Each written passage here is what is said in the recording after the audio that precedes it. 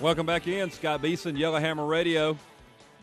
Every week at this time, we have Jeff Roberts with us, financial guru. He's the founder of Jeff Roberts and Associates, a private wealth advisory practice of Ameriprise Financial Services, Inc. Jeff Roberts and Associates is comprised of 7 knowledgeable financial professionals who can help simplify your complex wealth management needs and provide the superior level of experience, wisdom, and service that you desire. They deliver personal, one-to-one attention to help you grow and preserve your wealth, transfer it to those you care about, or use it to more fully achieve your dreams. Jeff, buddy, how are you, man? You there? I am. How are you guys? I'm doing fantastic. I know you're going to finish up with some of the stuff we talked about last week. We were talking about retirement, how we make that happen, the different phases of it. And, this is a subject we're all going to have to master or we'll face significant problems down the road. I may be one of those people. But can you catch us up a little bit about, recap last week? What were the highlights last week of our part 1 discussion of retirement planning, and then we'll move on to what you got for us today. Certainly. We learned last week that there are 2 phases of retirement planning. First, there's the accumulation phase, which is where it involves planning for retirement before you retire, the accumulation of savings. Secondly, there's the distribution phase, which occurs during retirement, oftentimes when people are distributing savings from their nest egg to cover living expenses. And last week we drilled down specifically on the accumulation phase a good bit, and we learned that a good retirement obviously does not just happen. It has to be very carefully planned out, and we only get one shot at this. So remember that the goal is to get to a point when work is optional and retirement is affordable. But today we're going to discuss the second half of retirement planning, and that is the distribution phase. So distribution is how we're going to spend our money when we're retired, I guess. And so what do we need to know about the distribution phase, Jeff? Well, you're right. And again, as I explained last week, many people think that retirement planning is only for people that have not yet retired, and this is not at all true. Getting to retirement is just half of the planning. The rest occurs during retirement itself. There is a tremendous amount of work that must occur in retirement. Work? Jeff, I was planning on not working in retirement. What do you mean by work? Yeah, well, in this case, I'm really speaking of financial planning work, not necessarily employment work. Okay. And the point of retirement, of course, is not to have to work. But you bring up a good point. Many people are choosing to work in retirement. Let me give you some background on that. For decades, Americans really had 3 legs to the retirement stool. One leg is a company pension that paid an income for life after working your entire life for a particular company. Another leg to the stool would be Social Security retirement benefits. And like its sister, the pension plan, you would receive from Social Security, as you do now, an income for life. And the third leg to the retirement stool is what people may accumulate on their own, their personal savings outside of work.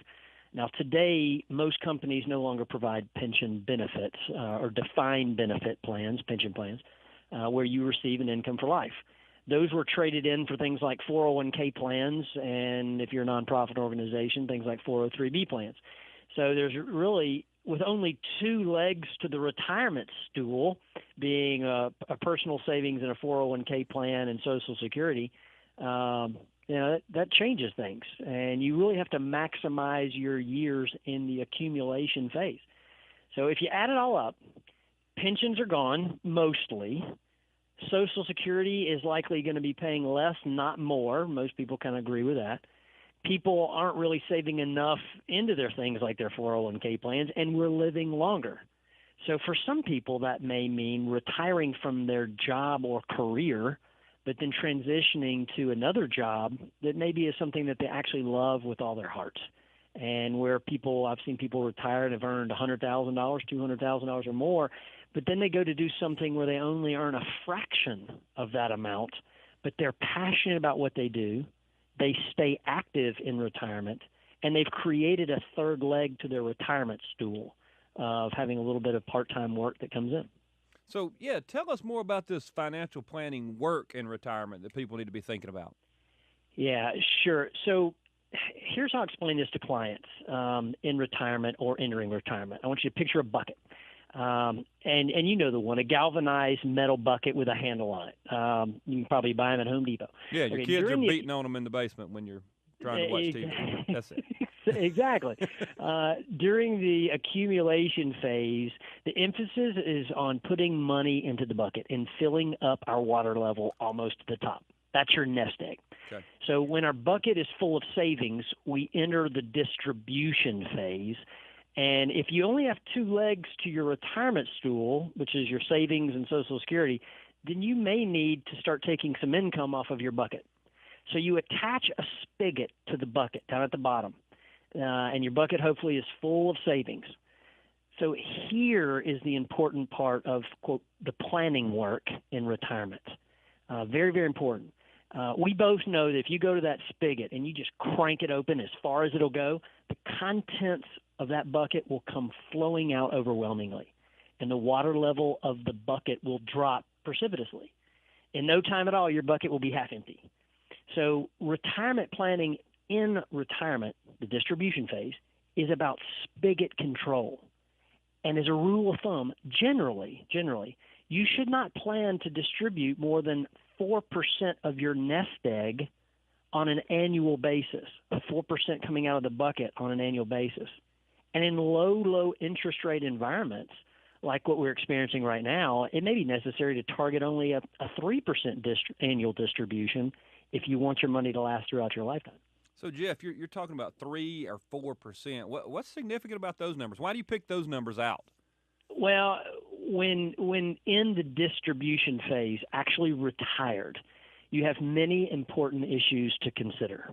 And here are 3, kind of in the form of a question. And this is very important. How much money do you need to take out of your nest egg to live comfortably during retirement? How much do I need to pull out of my nest egg? Number 2, what is inflation, which is the wear and tear on my dollar? How much is inflation right now?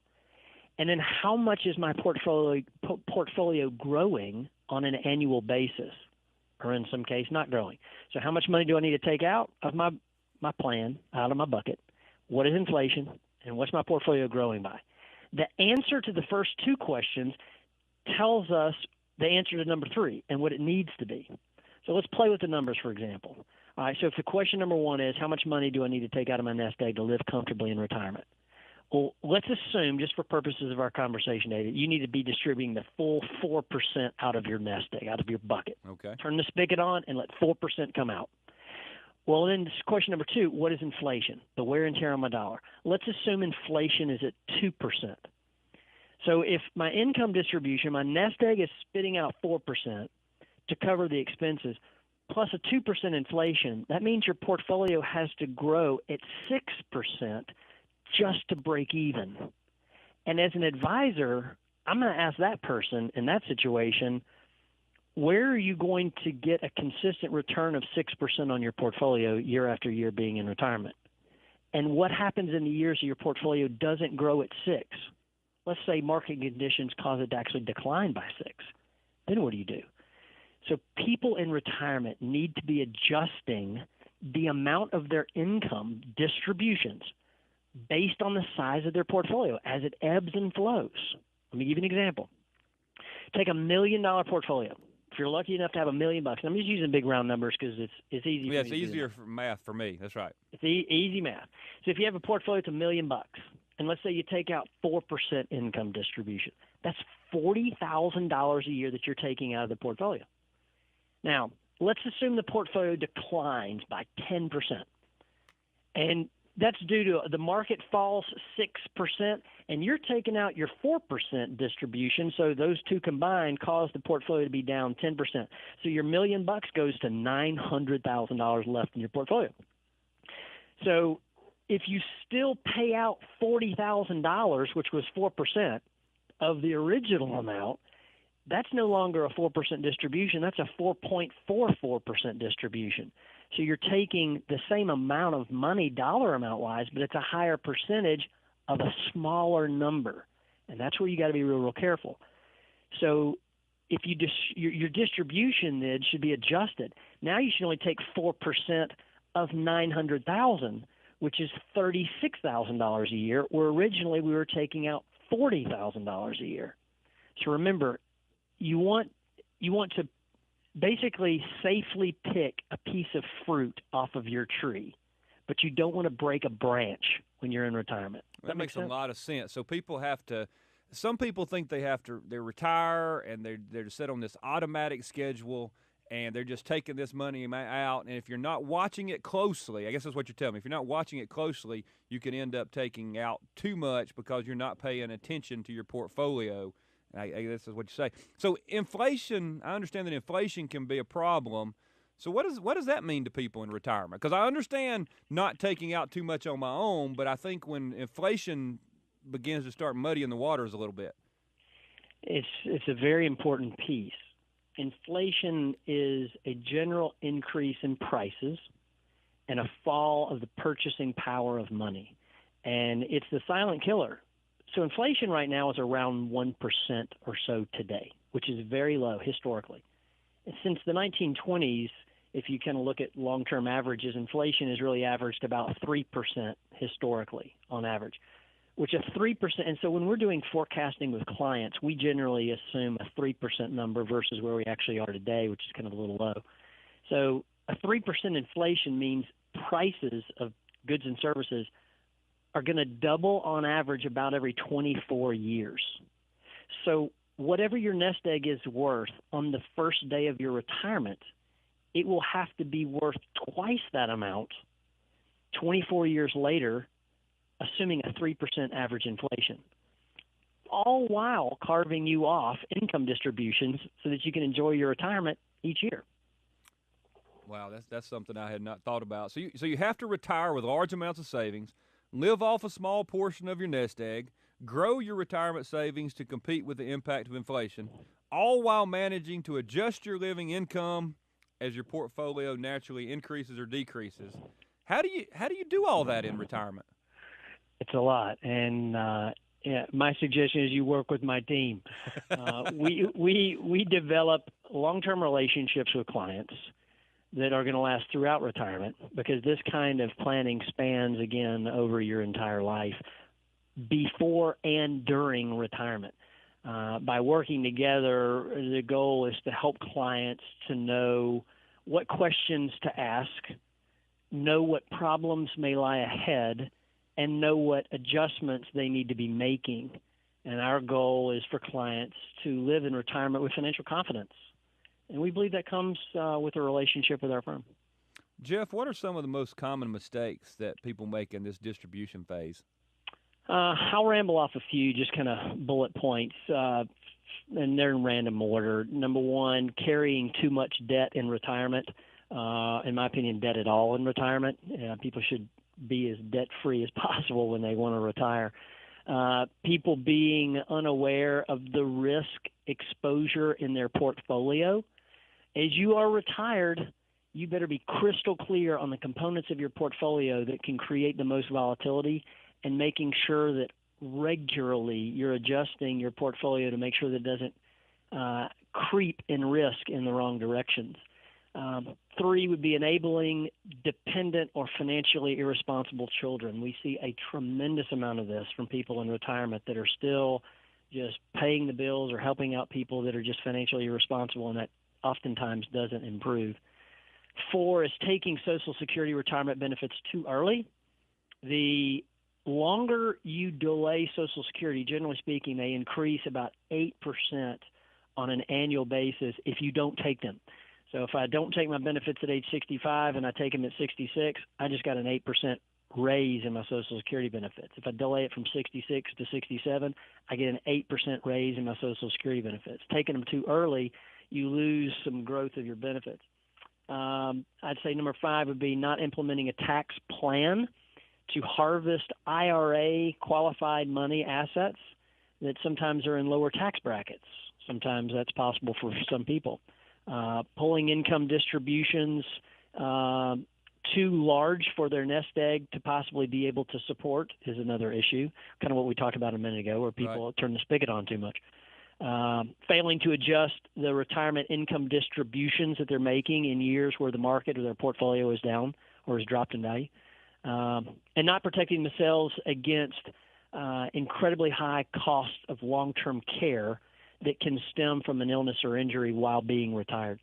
And I also think another common mistake is not working with someone to help them address all these issues that we just talked about. Well, Jeff, one thing that you brought up today that I had not thought about, when I look at retirement planning, when I hear people talk about retirement planning, it's always in that accumulation phase. And it sounds like you're making the point, and I see it now, and I didn't before, that having someone to help me during retirement, I've already done all this, I think, but having you guys help during retirement is going to be a huge help. Any last thoughts, Jeff, before we wrap up today? Yeah, thank you, and I agree. And it's usually because when people hit that milestone of retirement, they believe that what they've got and the income that they're going to be able to create fits right then at, say, age 60, 65, whatever. They're not thinking about 25, 30 years down the road in retirement and that doubling impact of inflation on their expenses, and is their portfolio as well as what they're trying to do in retirement going to be able to account for that. It's incredibly important. But as I said last week, and I hear it again clearly, good retirement does not just happen, whether you're in it or before it. It has to be planned out, again, before and during. And I'm telling clients to go to jeffrobertsandassociates.com. On our main page, just below my picture, you can take our 3-minute confident retirement check and find out how confident you feel about your financial future and how your retirement confidence compares to other people. Jeff, I appreciate it, brother. Thanks for being with us. That's Jeff Roberts with Jeff Roberts and Associates. I look forward to talking to you again the next week or so. You got it, my friend. Thank you. Hey, thank you. Take care. And thank you. Hey, thank you. Take care. And thank you. Hey, thank you.